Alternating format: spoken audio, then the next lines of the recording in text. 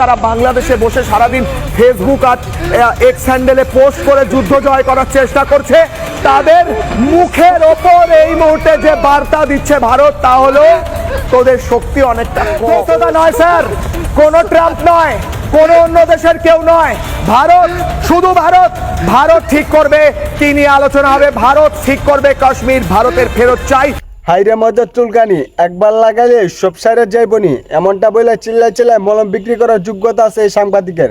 পারে শুধু চিল্লাইতে, ভারত পাকিস্তানের সাথে পাঙ্গা নিতে যে মারা খায়, আর অন্যদিকে রাগ জারে বাংলাদেশের উপর।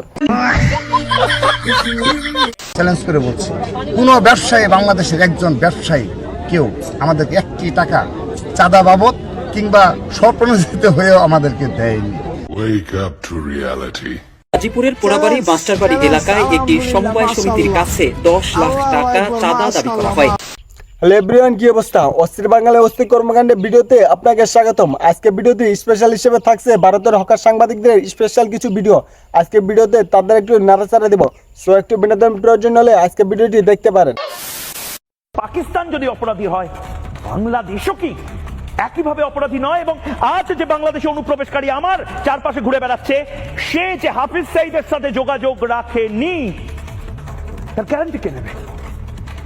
ছোট্ট বিরতি নিচ্ছি, বিরতির পর ফিরে আসছি আমি ময়ূর। পাকিস্তান দোষী হলে বাংলাদেশও দোষী। শুধু বাংলাদেশ না, পৃথিবীর সব দেশই দোষী, শুধুমাত্র একটা দোষ ব্যতীত, সেটা হলো ভারত। কারণ চাওয়ালা দেশ কখনো দোষী হইতে পারে না। হাতে পায়ে ধরতে বাধ্য হলো পাকিস্তান, পাকিস্তান ভারতের পায়ে পড়তে বাধ্য হলো।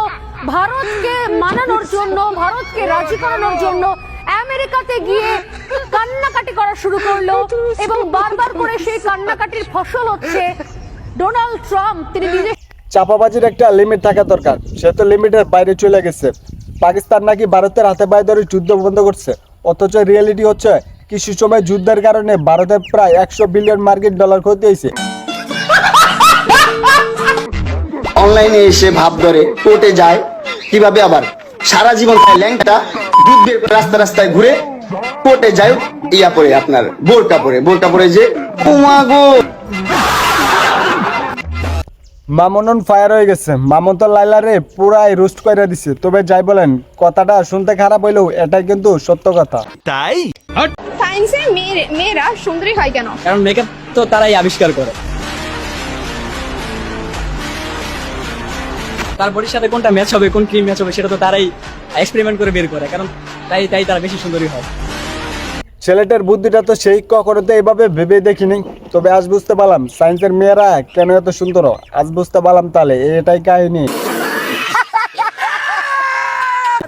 পাকিস্তানের হাঁটু কাঁপছে, পাকিস্তান বুঝতে পেরেছে রণচণ্ডী মূর্তি ধারণ করেছে ভারতবর্ষ, এবং রণচণ্ডী মূর্তি ধারণ করেছে ভারতের প্রত্যেক মানুষ।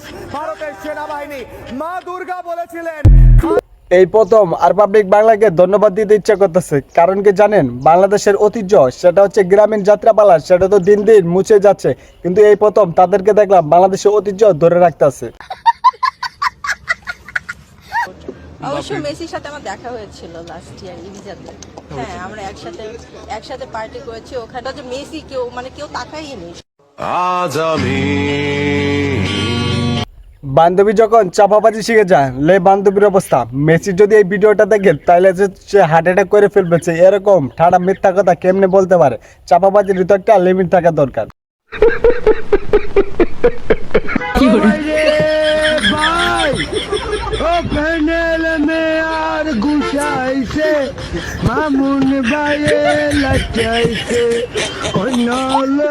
এই জন্যই তো বলি বাংলাদেশে এত পরিমাণ দুর্ঘটনা কেন ঘটে।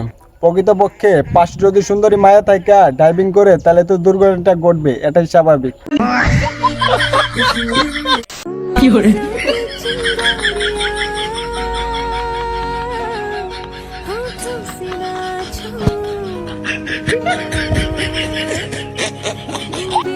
পিছনের রিক্সাওয়ালাটা হচ্ছে আমি। আপনার কোনটা কমেন্টে জানাই দিন। আর ভিডিওটি ভালো লাগলে অবশ্যই ভিডিওতে একটা লাইক করে দিন। চ্যানেলটি সাবস্ক্রাইব করতে ভুলেন না প্লিজ।